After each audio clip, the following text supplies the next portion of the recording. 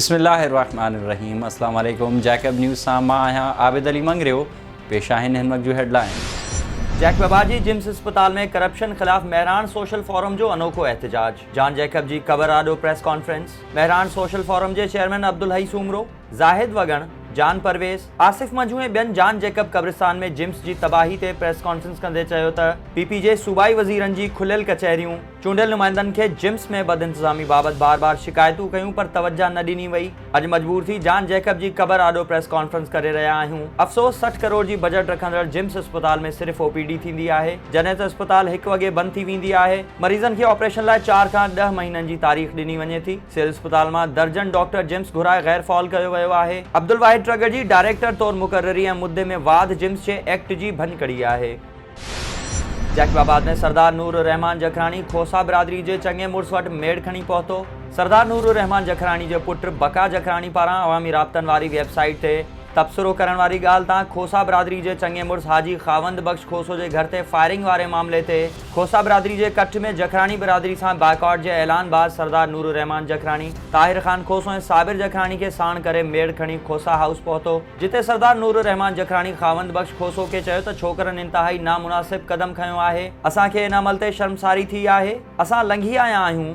मेड़ अचण बाद हाजी खावंद बख्श खोसो मुअज़्ज़िज़ीन खे चयो त फायरिंग वारे वाक़िए खां पोइ सरदार अब्दुर्रज़ाक खोसो ऐं बिरादरी साथ ॾिनो आहे। मशवरे बाद जवाब ॾिनो वेंदो। सोबतपुर में पुलिस ऐं ॾोहारियुनि में मुक़ाबिलो, अहलकार शहीद, 3 ॾोहारी गिरफ़्तार। RD 238 जी हद रिंद अली वारे इलाइक़े में ॾोहारियुनि जी मौजूदगी वारी इत्तला ते पुलिस पहुती त मुक़ाबिलो थी पियो, जंहिं दौरान पुलिस अहलकार शेर खान बुगटी गोलियूं लॻण सबबि शहीद थी वियो। इत्तला ते SSP सोबतपुर हुसैन अहमद लहड़ी नफ़री साण करे वाक़िए वारे हंधि पहुतो। 3 ॾोहारी गिरफ़्तार कया विया। होॾां शहीद अहलकार जी जनाज़ा नमाज़ अदा कई वई, जंहिंमें SSP समेत पुलिस जे आला ऑफिसर्स तोड़े आम शहरिन वॾे अंग में शिरकत कई। मटियारी वेझो अणसुञातल शख़्स जो लाश हथ। मटियारी थाणे जी हद जोणे जा मोरी लॻ 40 वरनि जे अणसुञातल शख़्स जो लाश ॾिसी इलाइक़े वासियुनि पुलिस खे इत्तला कयो, जंहिं बाद पुलिस पहुची लाश मटियारी अस्पताल पहुचायो। ॿुधायो पियो वञे त संदसि मौत कंहिं गाॾी जो टक्कर लॻण सबबु थियो आहे। घोटकी में तेज़ रफ़्तार कार जे टक्कर में 8 वरनि जी नींगरी फौत। GT रोड ते रेंजर्स हेडक्वार्टर भरिसां तेज़ रफ़्तार कार जो बीठल कार खे टक्कर लॻो, जंहिं जे नतीजे में 8 वरनि जी ॿारड़ी हिना महर फौत थी वई ऐं कार जो कमु कंदड़ मिस्त्री नईम कोलाची ज़ख़्मी थी पियो। मटियारी लॻ क़ौमी शाहराह ते हादसो, नौजवान फौत, 1 ॼणो ज़ख़्मी। खेबरानी थाणे जी हद में मोटरसाइकिल ऐं अणसुञातल गाॾी में टक्कर थी पियो, जंहिं जे नतीजे में ॻोठ सादिक खोसो वासी 25 वरनि जो इमदाद खोसो फौत थी वियो, जॾहिं त ॻोठ सेखाट वासी मीर चौहान सख़्तु ज़ख़्मी थी पियो, जिन खे तालका अस्पताल मुंतक़िल कयो वियो। कंदकोट में 14 वरनि जो नीगर इज्तमाही ॾाढाई जो शिकार, ॻणती जोगी हालत में सखर अस्पताल मुंतक़िल। वारिसनि जो जवाबदारनि जी गिरफ़्तारी जो मुतालबो।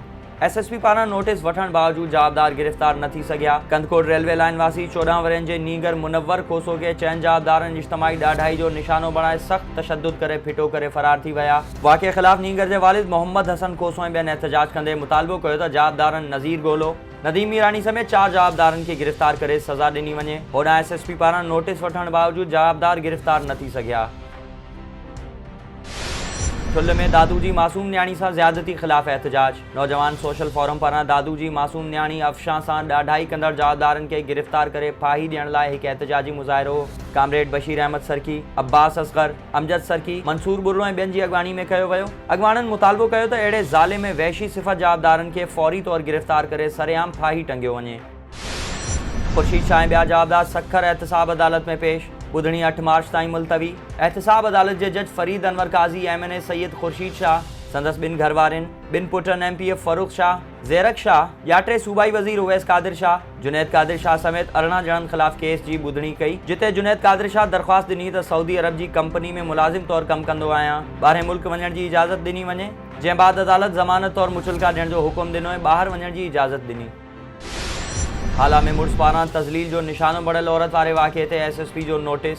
SSP मटियारी आसिफ बुगियो सख़्ती सां नोटिस वठंदे हाला ऐं सईदाबाद पुलिस खे जांच जो हुकुम जारी कंदे वाक़िए में मुलविस जवाबदारनि ख़िलाफ़ कार्रवाई करण जूं हिदायतूं ॾेई छॾियूं आहिनि। पुलिस पारां औरत ऐं संदसि माउ जा हाला थाणे ते बयान रिकॉर्ड करण लाइ घुरायो वरितो।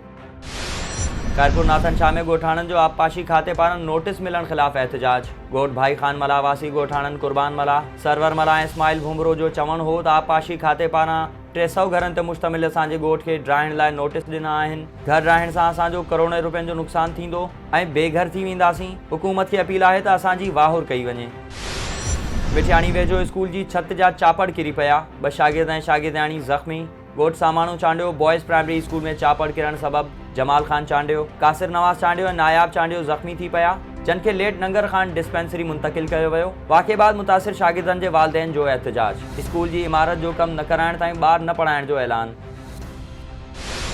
हाला में बिना आवाज़ जे छित ते चढ़ण खां रोकण ते भट्टिन पारां ॻाहोटी बिरादरी मथां हमलो। ज़ख़्मी औरत जादल ॻाहोटी हमलो कंदड़नि ख़िलाफ़ एहतजाज कंदे चयो त बिना आवाज़ जे छित ते चढ़ण खां रोकियोसीं त ज़ाहिद ऐं शाहिद वारनि मर्दनि औरतनि घरनि में घिड़ी हमलो कयो, जंहिंमें ज़ख़्मी थी पियसि। पुलिस वटि फ़रियाद करण बावजूद खेनि गिरफ़्तार न कयो वियो आहे। नाम्यारे दानिश्वर मुहक़क़ ऐं अदीब जामी चांडियो चयो आहे त जेसीं ताईं पाकिस्तान में सूबनि ऐं क़ौमनि खे उन्हनि जा सक़ाफ़ती, सियासी ऐं इक़्तिसादी हक़ ऐं इंसाफ़ बराबरी जी बुनियाद ते फ़राहम न कया वेंदा, तेसीं ताईं वफ़ाक़ी निज़ाम समेत को बि निज़ाम लाभाइतो न थींदो। अहिड़े ख़्यालनि जो इज़हार हुन शहीद बेनज़ीर भुट्टो यूनिवर्सिटी नवाबशाह में डायरेक्टोरेट ऑफ स्टूडेंट्स वेलफेयर पारां हैंस सैडल फाउंडेशन पाकिस्तान जे साकार सां वफ़ाक़ियत ऐं जमहूरी रस्तो बाबति कोठायल वर्कशॉप में लेक्चर ॾींदे कयो। हुन चयो त पाकिस्तान जो रियासती बहरान वफ़ाक़ियती उसूलनि जी इनहराफ़ी, क़ौमनि जे वजूद ऐं ख़ुदमुख़्तारी खां इनकार तोड़े सक़ाफ़ती ऐं मालियाती मरकज़ियत जो नतीजो आहे। इन्ही मौक़े ते हैंस सैडल फाउंडेशन पाकिस्तान जे नुमाइंदे लाल ज़मान मिस तैयबा सहर पिणु बहस में हिस्सो वरितो।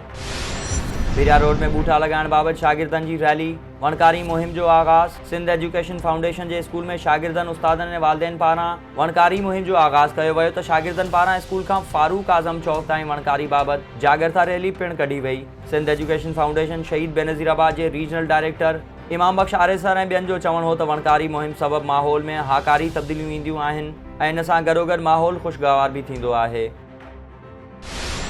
डेरा लहर में ऑल कटोर वेलफेयर एसोसिएशन जी नई बॉडी चूंडी वई। हाजी काइम ख़ान सदर मुक़र्रर। ऑल कटोर वेलफेयर एसोसिएशन जी नई योम तासीस जे मौक़े ते हाजी काइम ख़ान कटोर खे मरकज़ी सदर चूंडियो वियो, जॾहिं त हलफ़ बरदारी तक़रीब पिणु कई वई। तक़रीब जो महिमान ख़ासि अॻूणो सूबाई वज़ीर मीर फ़ाइक़ अली ख़ान जमाली हो।